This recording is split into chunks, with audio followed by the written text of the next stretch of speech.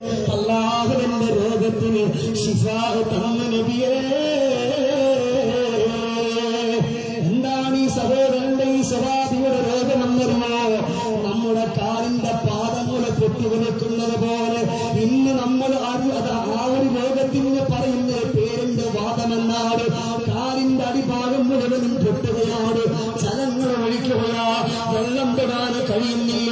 നബിയേ, എനിക്കൊന്നുമെടുക്കാൻ കഴിയില്ല.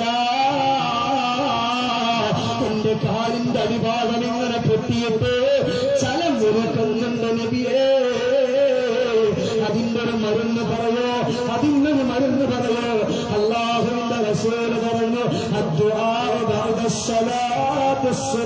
സുബഹി നിസ്കാരത്തിന് ശേഷമുള്ള ദുആയാണ്. ആ സമയത്ത് എന്തിനാ ദുആ ചെയ്യണമെന്ന് പറഞ്ഞത്?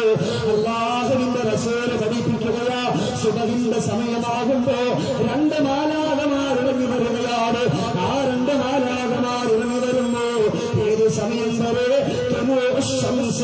സൂര്യൻ ഉദിക്കുന്ന സമയം വരെ അവര് കാത്തുകൊണ്ടിരിക്കുകയാണ്.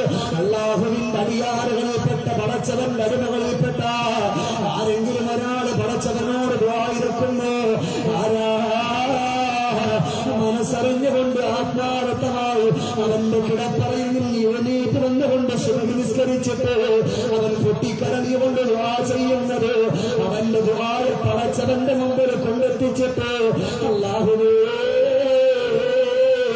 ഇവൻ സുബഹി നിസ്കരിച്ചവനാ, എന്നിട്ട് നിന്നോട് പൊട്ടിക്കരഞ്ഞുകൊണ്ട് ദുആ ഇരുന്നവനാണ്, ഇവന് പുറത്തു കൊടുക്കല്ലാ, ഇവന്റെ രോഗം മാറ്റല്ല. ഇവൻ ചോദിച്ച കാര്യങ്ങളൊക്കെ ഈ ഏടിനകത്തുണ്ട്, ഈ പേപ്പറിലുണ്ട്. അല്ലാ, അവനിക്ക് വേണ്ടുന്നത് മുഴുവനും കൊടുക്കണേ റബ്ബേ. അതുകൊണ്ട് സഹോദരങ്ങളെ, ഏത് രോഗത്തിനും ഒരു മരുന്ന് വേണോ? ആ ഒരു മരുന്ന് സുബഹിക്ക് ശേഷമുള്ള ദുആയാണ്. എന്തുകൊണ്ടാ കഴിയാത്തത്?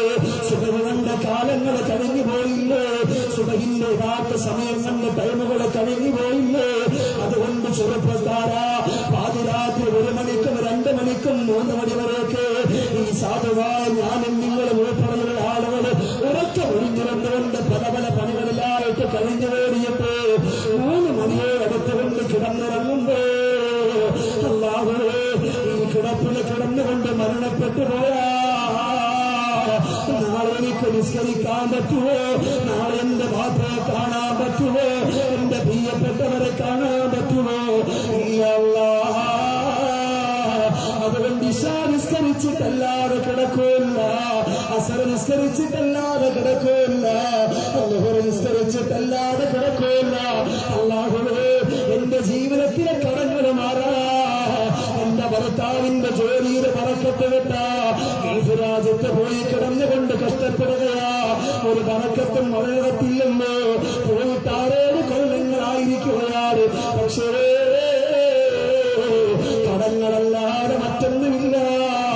കെട്ടിക്കാരെ പ്രായമായ പെൺമക്കൾ വളർന്നു വരികയാണ്. വേദനിക്കുന്ന പെങ്ങളെ, പ്രയാസപ്പെടുന്ന ബാപ്പാ, എഴുന്നേറ്റോ, നാളെ സുബഹി നിസ്കാരത്തിന് വേണ്ടി എഴുന്നേറ്റോ. അല്ലാഹുവിനോട് പൊട്ടിക്കരഞ്ഞുകൊണ്ട് പറഞ്ഞു, അല്ലാഹുവേ, 4 പെൺമക്കൾ വിവാഹം കഴിക്കാൻ പ്രായമെത്തിയിട്ടുണ്ട്, എനിക്ക് ജോലിക്ക് പോകാൻ കഴിയില്ല അല്ലാ. അതുകൊണ്ട് റബ്ബേ, നിന്റെ കയ്യിൽ ഒരുപാട് സഹായങ്ങളുണ്ടല്ലോ, നീ സഹായിക്കുക അല്ലാ. എന്റെ ബാപ്പ അല്ലാഹുവിനോട് മനസ്സറിഞ്ഞിട്ട് പൊട്ടിക്കരഞ്ഞിട്ട് ദുആ ചെയ്തോ. അൽഹംദുലില്ലാഹ്, അല്ലാഹു എളുപ്പമാക്കി തരുമെന്ന് പഠിപ്പിച്ചത് ഒരിക്കലും കളവ് പറയാത്ത മദീനത്തിന്റെ മുത്തേ മുഹമ്മദ് മുസ്തഫ